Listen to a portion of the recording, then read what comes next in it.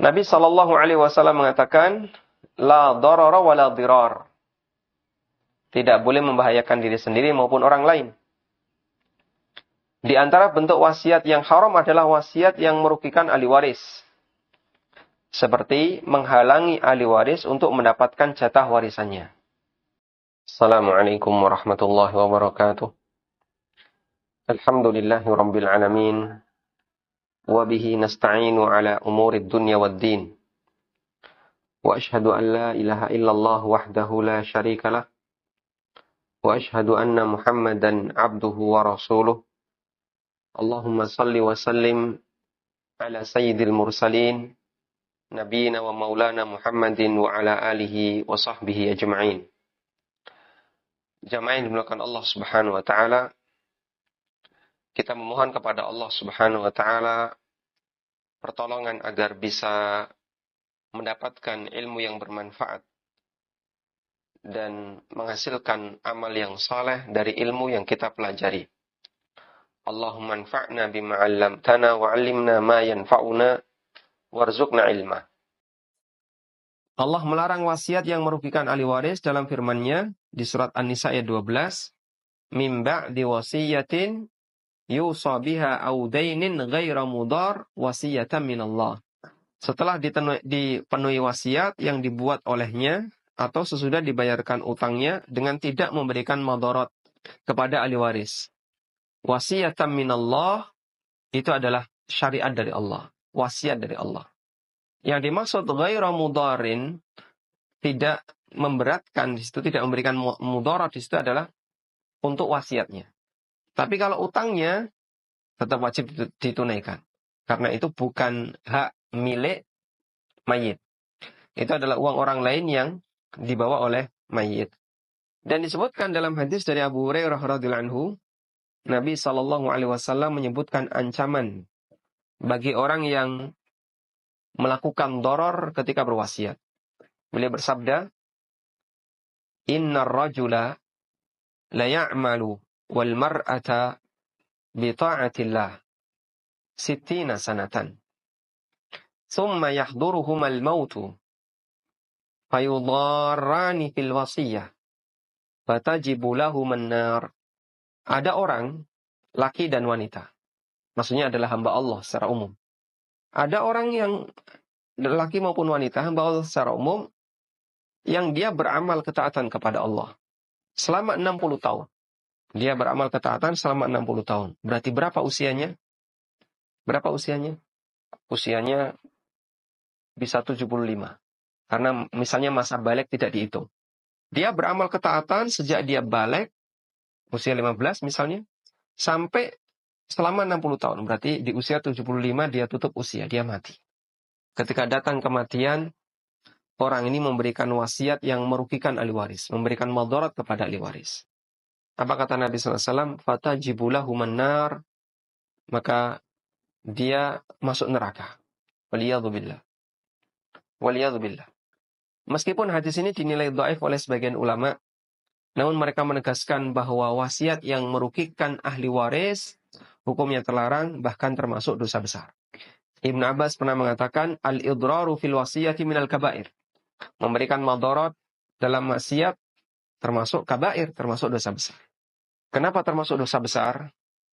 Karena memberikan madarat ketika berwasiat bukti bahwa si calon mayit ini sedang ada permusuhan yang sampai dibawa mati, permusuhan dengan para ahli warisnya. Dan itu sampai dibawa mati. Lalu diwujudkan dengan cara membalas permusuhan itu dalam bentuk berwasiat yang memberikan madarat. Tindakan seperti ini termasuk dosa besar. Ibnul Athir menjelaskan makna wasiat darar. Wa makna al-madarrati fil wasiyah. Makna memberikan madarat dalam wasiat adalah alla yumdiha au yanqusu ba'daha au yusili ghairi ahliha wa nahwi dzalika. Kata Ibnu Athir, makna madarat dalam berwasiat itu ada dua makna. Pertama, dari sisi al-musi, yang kedua dari sisi al-musa alaih. Al-musa ilaih. Memberikan madarat dalam berwasiat bentuknya adalah dengan tidak melaksanakan wasiat atau mengurangi wasiat atau memberikan wasiat kepada yang tidak berhak atau semacamnya. Dan itu termasuk madharat. Baik. Beberapa kali sudah kita sebutkan bahwa anak bisa berantem itu gara-gara sikap orang tua yang dia tidak bisa menjaga lisannya ketika sedang senang atau ketika sedang sedih. Ada orang tua misalnya saking senangnya kepada anak, langsung dia ngomong, nanti rumah ini jadi milik kamu. Anak yang kedua disenangi, langsung dia ngomong, nanti tanah ini jadi milik kamu. Jadi dia gampang melontarkan seperti itu. Begitu orang tua meninggal, akhirnya masing-masing ini nuntut. Dulu bapak bilang dapat ini, dulu bapak bilang saya dapat ini. Baik, coba kita lihat keterangan Ibnu Athir. Wasiat doror bisa terjadi pada dua pihak. Pertama terjadi di pihak al-musi, yaitu pemberi wasiat. Misalnya memberi wasiat yang menghalangi ahli waris untuk mendapatkan haknya, seperti berwasiat lebih dari sepertiga, atau berwasiat untuk mengunggulkan salah satu ahli waris, sementara merugikan ahli waris yang lain. Termasuk juga memberikan wasiat kepada orang lain yang bukan keluarganya, seperti anak angkat, anak tiri, sementara ahli warisnya membutuhkan. Kadang ada orang misalnya, dia nggak punya anak, tapi dia punya saudara. Saudara berhak dapat warisan, dan dia ngangkat anak. Dan status anak angkat, bukan anak nasab, nggak berhak dapat warisan. Meskipun dia berhak dapat wasiat. Lalu dia ngasih wasiat kepada anak angkat. Padahal hartanya itu tidak banyak, sementara saudara-saudaranya membutuhkan. Itu termasuk di antara memberikan madharat kepada atau memberikan madharat ketika berwasiat. Ini yang pertama. Yang kedua, terjadi di pihak al-musa ilaih. Orang yang mendapatkan amanah untuk menunaikan wasiat. Seperti teledor dalam menunaikan wasiat atau bahkan tidak menunaikan wasiat sama sekali. Termasuk menggunakan harta wasiat tidak sebagaimana yang diwasiatkan mayit. Mayit berwasiat, tolong nanti belikan seekor sapi, kurbankan atas nama saya. Namun ternyata tidak ditunaikan. Sayang, duit segitu banyaknya, masa hanya dipakai untuk kurban. Padahal harta mayit masih banyak yang bisa digunakan untuk dibagi waris. Dan nanti akan kita bahas secara khusus ya tentang mengubah isi wasiat, yang itu termasuk di antara bentuk wasiat janaf yang dilarang oleh Allah Subhanahu wa taala. Baik. Nah, jamaah yang dimuliakan Allah Subhanahu wa taala, ada banyak kasus terjadi di masyarakat seperti ini. Termasuk misalnya mayit berwasiat dengan wasiat yang memberatkan ahli waris. Tolong nanti kalau saya meninggal dunia, pokoknya jenazah saya dimakamkan di samping ibu atau di samping kuburan bapak. Di mana? Di luar pulau. Masya Allah. Itu terlalu memberatkan keluarga. Sementara hartanya juga nggak banyak. Sehingga kalau itu ditangani seperti yang tadi dia wasiatkan, butuh biaya besar. Nggak mungkin jenazah dikirim melalui kapal, nggak mungkin. Bisanya hanya dikirim melalui pesawat. Dan kalau dikirim melalui pesawat, prosedurnya panjang, kemudian harganya juga mahal, dan seterusnya. Maka dalam kondisi seperti ini, boleh bagi ahli waris untuk tidak menunaikan. Ada beberapa fatwa yang disampaikan oleh Syekh bin Baz. Orang ketika mati mau dikuburkan kemanapun, atau mau dikuburkan dimanapun, itu nggak ngefek bagi status amalnya. Ya. Meskipun dilarang untuk mencampurkan antara kuburan muslim dengan kuburan non-muslim. Namun dia dimakamkan mau di kota A, di kota B, lahir di kota A, dikuburkan di kota B. Lahir di kota B, dimakamkan di kota C. Sama sekali tidak memberikan pengaruh. Sama sekali tidak memberikan pengaruh. Wah, nanti kalau kamu jauh dari keluarga, waktu kamu dibangkitkan, yang nolong kamu siapa? Ya tentu bukan keluarganya. Tapi yang menolong adalah Allah Subhanahu wa ta'ala. Mereka masing-masing akan mempertanggungjawabkan amalnya. Nanti kalau kuburan kamu jauh, kamu didatangi malaikat, nggak dekat dengan orang tua kamu, wah, nanti orang tua kamu nggak bisa bantu. Subhanallah. Memang kalau orang dimakamkan di kuburan orang soleh, terus dia dibantu oleh orang soleh itu, baik. Sehingga jamaah yang dimuliakan Allah Subhanahu Wa Taala, masing-masing akan mempertanggungjawabkan amalnya. Karena itu, jika itu terlalu memberatkan, maka boleh bagi ahli waris untuk tidak menunaikan wasiat sebagaimana yang dikehendaki oleh mayit. Kemudian kita lanjutkan terkait wasiat al-janaf. Terkait wasiat al-janaf.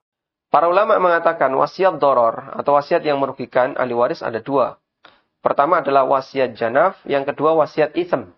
Wasiat janaf adalah wasiat yang merugikan ahli waris di luar kesengajaan.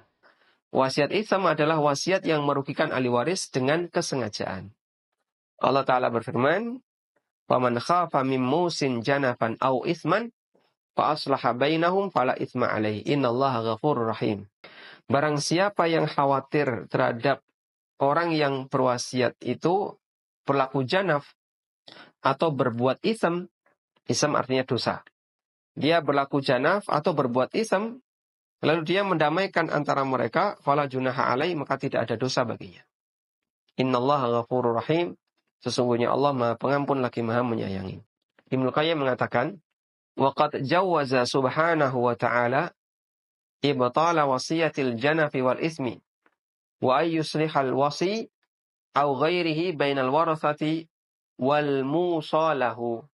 Allah Ta'ala membolehkan untuk membatalkan wasiat janaf dan wasiat ism, dan agar penerima amanah wasiat mendamaikan antara pemberi wasiat dengan antara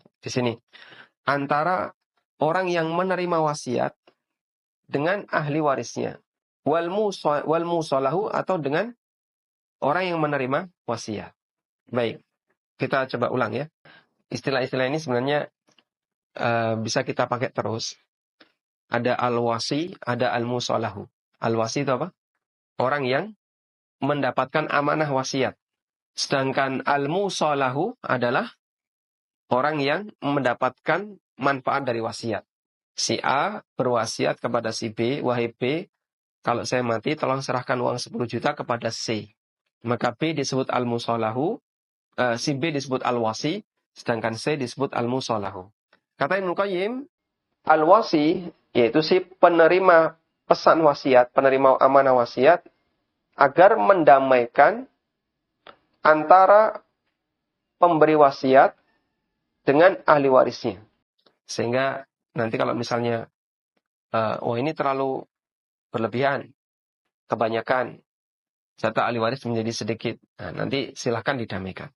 Kemudian Ibnu Qayyim menjelaskan, وَالضَّرَرُ نَوْعًا جَنَفٌ وَإِثْمٌ فَإِنَّهُ قَدْ يُقْصَدُ الضِّرَارُ وَهُوَ الْإِثْمُ وَقَدْ يَضَرُ مَنْ مِنْ غَيْرِ قَصْدٍ وَهُوَ الْجَنَفُ. Tindakan merugikan orang lain itu ada dua, ada janaf, ada ism. Terkadang merugikan itu dengan sengaja, dan itu disebut ism, dosa, dan terkadang tidak sengaja disebut dengan al-janaf. Faman awsa biziyadatin ala sulusi fahuwa madarun qasada aw lam yaqsad. Siapa yang berwasiat lebih dari sepertiga, maka itu memberikan madarat, baik sengaja maupun tidak. Sehingga ahli waris berhak untuk menolak wasiat itu. Wa in awsa bis-sulusi famaduna wa lam ya'lam annahu qasada ad-darar wajaba imda'uhu. Jika ada orang yang berwasiat sepertiga atau kurang dan tidak ada indikator bahwasanya tujuannya adalah merugikan ahli waris, maka wajib dilaksanakan. Fa in alimal musa lahu annal musi innama awsa diraran. Jika penerima hak wasiat mengetahui bahwasanya si mayit dulunya berwasiat tujuannya adalah untuk memberikan madarat kepada ahli waris, lam yahilla lahul akhdu, maka tidak boleh diambil. Walau i'tarafal musi annahu innama awsa diraran lam tajuz i'anatuhu ala imda'i hadhil wasiyah. Dan jika al-musi, si calon mayit, mengakui kalau dia lakukan itu karena kebencian kepada ahli waris, maka tidak boleh membantunya untuk menunaikan wasiat ini. Wallahu a'lam. Baik. Kita coba kasih rincian ya. Kita sedang berbicara tentang wasiat doror. Wasiat doror berdasarkan keterangan Ibnul Athir bisa dari pihak al-wasi. Al-wasi itu berarti orang yang mendapatkan manfaat wasiat atau orang yang mendapatkan amanah wasiat. Saya ulang, al-wasi adalah orang yang mendapatkan amanah wasiat. Si A ngomong kepada si B, tolong uang 10 juta serahkan ke si C. Maka si B namanya al-wasi. Sudah? Al-wasi melakukan doror dengan cara apa? Tidak amanah. Tidak amanah. Misalnya, dia diminta untuk menunaikan 100 juta, tapi yang dia serahkan cuma 50 juta. Atau dia diminta untuk berkorban sapi, tapi ternyata dia hanya berkorban kambing. Padahal nilai harta dari mayit masih banyak. Tidak ditunaikan semuanya. Maka sikap tidak amanah termasuk wasiat doror. Allah mengatakan mimba' di wasiatin yusabiha audainin ghairu mudar. Yang berikutnya adalah wasiat doror dari al-musi. Al-musi itu mayit. Sebelum dia mati, dia berwasiat. Nah, termasuk di antara bentuk wasiat doror dari mayit adalah wasiat lebih dari sepertiga. Di sini Ibnu Qayyim memberikan rincian. Jika nilai wasiat kurang atau sama dengan sepertiga, maka ya perlu dilihat. Jika ada indikator, ini tadi yang sama dengan sepertiga, bukan kurang dari sepertiga ya. Mayit berwasiat sepertiga hartanya. Jika ada indikator mayit, kita bicara mayit ketika masih hidup ya, ingin mengurangi jatah warisan ahli waris, atau ingin apa ini? Ingin mengurangi jatah warisan. Sehingga semangatnya itu semangat permusuhan. Semangatnya karena semangat permusuhan. Maka dia tunaikan permusuhan itu di ujung hayatnya. Sehingga dia kurangi jatah ahli waris dengan cara berwasiat sepertiga. Jika ada indikator seperti ini, maka, kata Ibnu Qayyim, al-wasi, yaitu orang yang mendapatkan amanah, tidak boleh menunaikan, nggak boleh bantu dia untuk menunaikan permusuhannya. Demikian pula al-musa, saya taruh bawahnya aja. Demikian pula al-musa ilai, atau al-musalahu. Musalahu berarti yang menerima hak wasiat. Nggak boleh ngambil. Tidak boleh ambil. Atau dengan bahasa lain, wasiatnya tidak usah ditunaikan. Karena ada indikator permusuhan. Yang kedua, jika wasiat sepertiga, tidak ada indikator permusuhan. Ya, maka ini wajib ditunaikan. Baik. Belum selesai ini ya. Sekarang rincian yang kedua. Ini tadi baru satu. Yang kedua, wasiat lebih dari sepertiga. Dan ini doror. Ini doror ya. Di sini ada dua kemungkinan. Disengaja. Kalau disengaja, ini disebut dengan ism. Faman khafa mim musin janafan au isman. Yaitu disebut ism yang artinya dosa karena dia sengaja melakukan doror dengan berwasiat lebih dari sepertiga. Maka tidak ditunaikan. Kecuali jika ahli waris setuju dengan perhitungan seperti yang tadi kita sebutkan. Yang kedua, tidak disengaja. Nah, ini disebut dengan janaf. Nah, ketika terjadi janaf atau ism, Allah Subhanahu wa taala membolehkan untuk disesuaikan. Faman khafa mim musin janafan au isman fa aslaha bainahum fala itsma alai. Jika dikhawatirkan pemberi wasiat itu melakukan ism atau janaf lalu didamaikan di antara mereka, fala itsma alai, maka tidak ada dosa baginya. Artinya ketika lebih dari sepertiga itu kan merugikan ahli waris. Maka terus didamaikan. Ini gimana wasiatnya kok lebih dari sepertiga? Oh, bapak itu tidak sengaja. Nah, berarti dia statusnya janda. Ahli waris nggak setuju, tidak ditunaikan. Jika ahli waris setuju, tetap ditunaikan. Ya? Jadi ini kembali ke persetujuan ahli waris. Baik jamaah. Sehingga Anda bisa perhatikan ya, Allah Subhanahu wa taala menghargai pertimbangan, atau Allah Subhanahu wa taala menyebutkan pertimbangan antara sengaja dan tidak disengaja. Berarti faktor batin itu termasuk yang mempengaruhi hukum terkait wasiat. Sehingga ketika dinilai, wah ini sengaja mau nggak benar nih. Ketika sengaja mau nggak benar, ada indikator permusuhan, maka tidak ditunaikan. Nah kemudian, oh beliau nggak sengaja. Kok tahu bapak itu nggak ngerti total hartanya. Ya. Sehingga seperti tadi ya, seperti tadi eh, total warisan 300 juta. Lalu beliau wasiat baik-baik, kalian kan sudah banyak yang mampu. Sementara masjid itu butuh wakaf. Dan saya ingin wakaf. Lalu si mayat menyampaikan, tolong wasiatkan, aku berwasiat, tolong sedekahkan 100 juta. Ternyata datang orang nagih utang 100 juta. Setelah sebulan kematian A. Nah mungkin waktu A meninggal dunia, atau sebelum meninggal dunia, dia nggak nyadar kalau dia itu masih punya utang. Nah, jangankan dalam kondisi sakit, dalam kondisi seger waras sehat, akal masih maksimal, masih bisa berpikir panjang, itu lupa utang, apalagi yang model kayak gini. Mungkin orang baru keingat punya utang, atau kadang nggak keingat, terus ternyata utang itu mengurangi total warisan, sehingga nilai wasiatnya lebih dari sepertiga. Berarti dia kasusnya apa?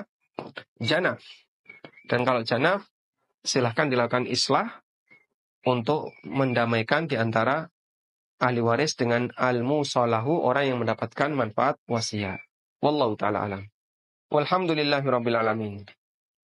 Dan jamaah yang dimuliakan Allah, kita masih meninggalkan beberapa kasus yang lain yang insya Allah akan kita bahas di pertemuan berikutnya.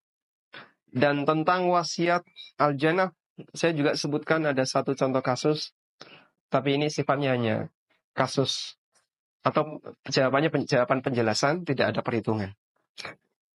Baik. Wallahu ta'ala alam. Wa sallallahu ala nabiyyina Muhammadin wa ala alihi wa sahbihi wa sallam. Wa akhiru da'wana alhamdulillahi rabbil alamin. Selanjutnya kami persilahkan bagi Anda yang mau bergabung. Untuk yang pertama kita akan bacakan pertanyaan melalui WA terlebih dahulu. Bolehkah orang tua berwasiat kepada anaknya untuk dilakukan pembagian warisan dan itu boleh lakukan sebelum mati? Jika yang dimaksud adalah wasiat dalam arti pesan moral, tolong nanti kalau saya mati, harta warisan dibagi sesuai dengan prinsip syariat, insya Allah tidak masalah. Dan itu bukan wasiat harta, tapi wasiat pesan moral. Jadi untuk wasiat harta, ahli waris nggak berhak dapat wasiat. Misalnya anak pertama, saya wasiatkan anak pertama nanti saya kasih rumah. Sisanya dibagi untuk semua anak. Nggak boleh seperti itu. Wasiat harta tidak boleh untuk ahli waris. Tapi kalau wasiat pesan moral kepada siapapun bisa, bahkan yang paling berat adalah ahli waris. Karena itu orang tua ketika berwasiat, saya berwasiat agar nanti harta warisan saya dibagi sesuai dengan hukum syariat, silahkan. Bahkan insya Allah itu jadi wasiat pesan moral yang bagus. Dan ketika kalimatnya umum itu masih memicu sengketa, maka orang tua bisa membuat ketegasan. Tolong dibagi sesuai dengan arahan Ustadz Fulan. Nah, sebutkan nama Ustadznya. Lalu Anda menghubungi sang Ustadz, Pak Ustadz nanti minta tolong kalau saya mati, warisan keluarga saya dibantu dalam membaginya. Kemudian, bolehkah membagi warisan sebelum mati? Di buku ini saya sudah sebutkan, di Pengantar Ilmu Waris, bab yang ke-8, halaman 104 ya. Halaman 104, membagi warisan sebelum mati, dan saya sebutkan ada rincian di situ. Karena itu ada salah satu di antara makna membagi warisan sebelum mati adalah berpesan kepada keluarga agar warisan dibagi sesuai dengan hukum syar'i. Kalau ini sebenarnya bentuknya pesan moral, wasiat dalam bentuk pesan moral, bukan wasiat dalam bentuk harta, dan itu diperbolehkan. Wallahu a'lam. Yang kedua, terkait kasus orang yang sudah membagi waris sebelum atau dengan cara yang tidak sesuai syariat. Misalnya anak laki dan perempuan dibagi rata. Terus bagaimana penyelesaiannya, padahal itu dilakukan sebelum paham? Maka penyelesaiannya adalah mereka berembuk, kemudian dibagi sesuai dengan dijelaskan ya, dibagi berdasarkan penjelasan sesuai dengan penjelasan syar'i. Anak laki-laki dapat 2 kali dibandingkan anak perempuan. Nah dari situ kan anak laki-laki tahu tuh nilainya. Oh sebenarnya jatah saya itu sekian, tapi dibawa oleh kakak perempuan saya atau adik perempuan saya. Nah di situ dia bisa mempertimbangkan setuju atau tidak. Kalau dia setuju, lanjutkan. Kalau dia nggak setuju, dia berhak untuk nuntut kakak-kakaknya, kakak dan adiknya yang perempuan, untuk mengambil sebagian, agar haknya tidak dikurangi. Meskipun seperti ini boleh saja bagi ahli waris yang laki-laki tadi merelakan. Ya sudahlah, daripada nanti bikin ribut, ini ibu yang bagi, sudah saya relakan semua. Hukumnya boleh. Sehingga hal ini menggantung kepada kerelaan pihak ahli waris yang jatah warisannya dikurangi karena tidak sesuai syariat. Wallahu a'lam. Baik.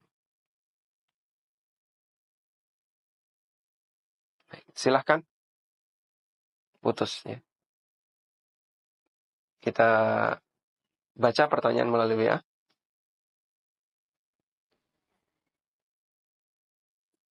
Assalamualaikum Ustaz. Yang pertama, suami meninggal, uang duka dari kantor dan dari tetangga, apakah termasuk haknya ahli waris atau haknya istri? Yang kedua, uang pensiun lanjutan atau pensiunan janda, itu hanya istri atau ahli waris? Terima kasih. Pertanyaan Anda ada di buku ini, dan insya Allah nanti akan kita bahas. Saya menjelaskan tentang batasan harta warisan.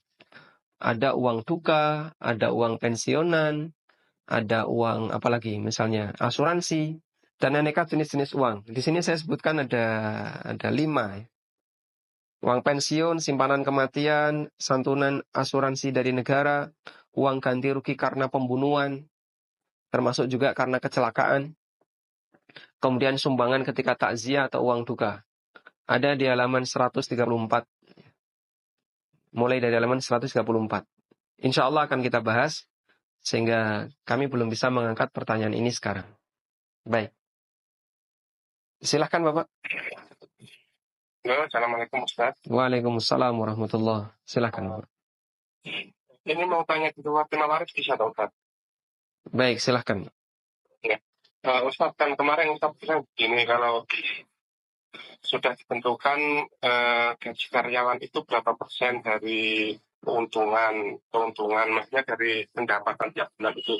Terus itu pengelola yang punya modal pemodal baik satu orang ataupun 2 orang nggak boleh meminta bayaran dari itu.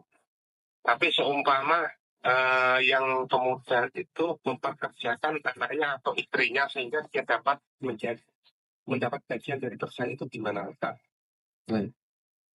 Ya, jadi yang pertama, terus satu lagi Pak.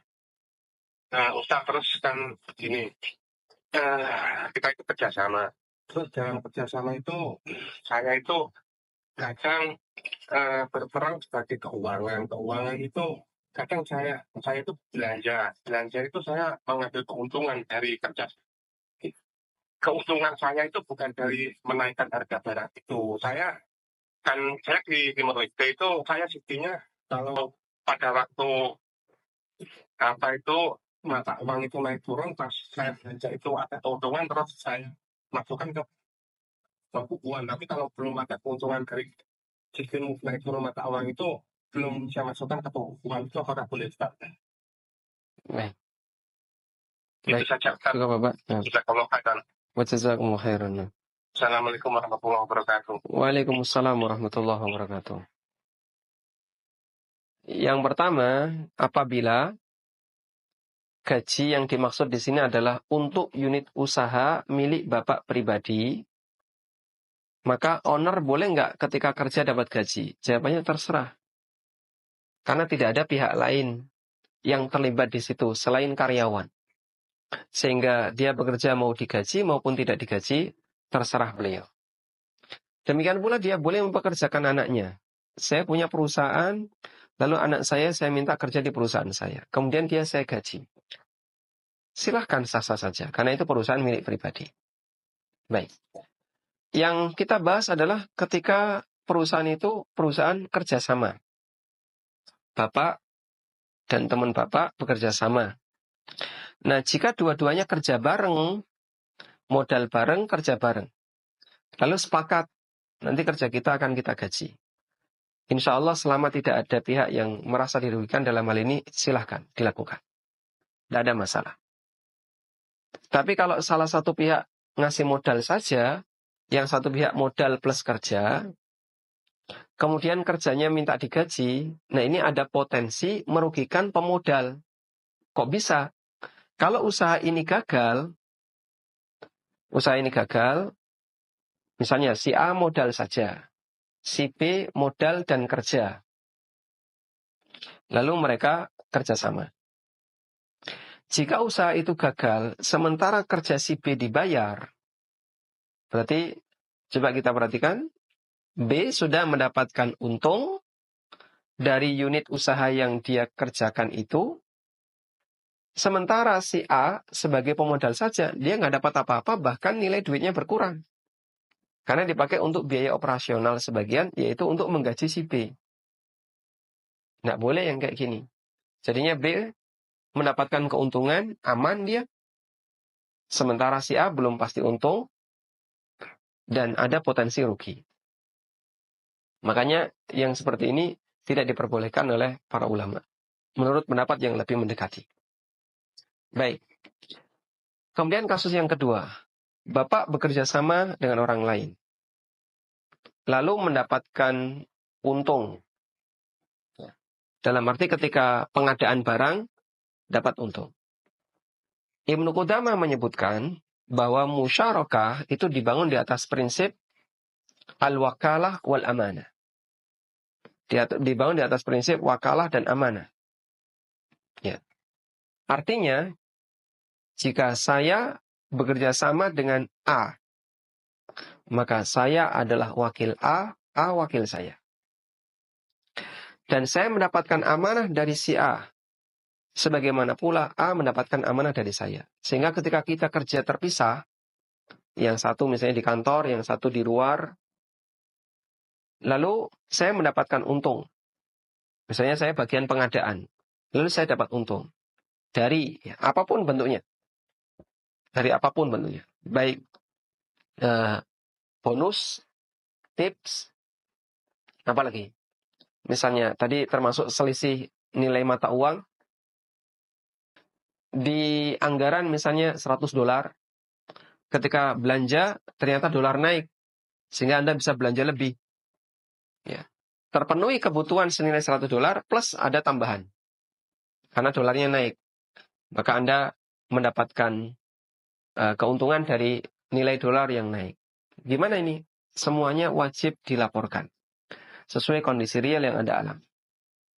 Sehingga orang yang bekerja sama, siapapun pihak yang mendapatkan keuntungan, wajib dia laporkan kepada pihak yang kedua. Karena ini kerjasama. Contoh kasus yang lain. Ada orang yang bekerja sama, A, B, C bekerja sama. Ya. A sebagai pemodal dan pengelola, B, C pemodal saja. Karena dia yang mengelola, si A yang mengelola, maka dia bersinggungan langsung dengan klien, dengan yang lain. Misalnya usahanya adalah membangun kos-kosan. A beli tanah. Lalu setelah dia beli, dia bangun kos-kosan itu. Ketika beli, harga tanah misalnya per meter 5 juta. Tapi oleh si A dijual ke unit usahanya ini senilai 5,5 juta per meter. Sehingga dia ngambil margin 500. Boleh nggak kayak gitu? Nggak boleh jemaah. Kenapa nggak boleh? Ini ada kecurangan. Ya harusnya Anda sampaikan apa adanya. Ya kemarin ngambilnya 500 juta ya bayar 500 juta. Tidak boleh ngambil margin di situ. Kalau dia ngambil margin, berarti dia tidak amanah. Wallahu ta'ala alam. Baik. Kita coba angkat penelpon berikutnya. Silakan. Assalamualaikum. Waalaikumsalam warahmatullahi wabarakatuh. Silakan Bapak. Assalamualaikum. Waalaikumsalam warahmatullahi wabarakatuh. Silakan Bapak, dengan siapa di mana? Aku Fikri tidak coba. Barakallahu fiikum. Silakan Bapak. Ya. Ustaz, ini saya menanyakan tentang wanita, apa itu namanya? Sebelum balik apa? Wasiat. Nah, Wasiat.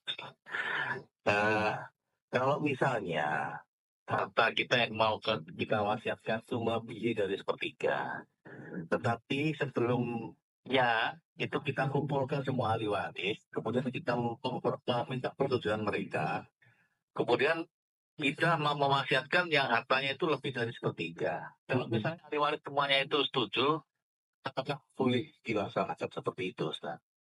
baik. Cukup Bapak. Iya, itu saja. Ya, barakallahu Terima fiikum. kasih. Jazakallahu khairan. Assalamualaikum warahmatullahi wabarakatuh. Waalaikumsalam warahmatullahi wabarakatuh. Baik. Kita sempat menyinggung ini di pertemuan kemarin Bapak. Jadi ketika ahli waris menyatakan setuju di hadapan ayahnya atau ibunya pada waktu orang tua itu berwasiat lebih dari sepertiga, maka nanti perlu ditanya ulang pasca kematian. Karena salah satu di antara pertimbangan yang diberikan oleh para ulama, persetujuan wasiat lebih dari sepertiga itu dilakukan setelah wafatnya mayit, setelah wafatnya orang tua atau pemberi wasiat. Kenapa? Karena ketika beliau belum wafat, harta itu masih menjadi milik orang tua. Sehingga mereka setuju nggak dianggap. Saya ulang ya.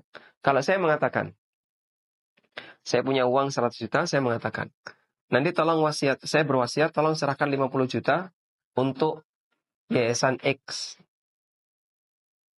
Setelah saya ngomong seperti ini, saya hidup selama 10 tahun lagi.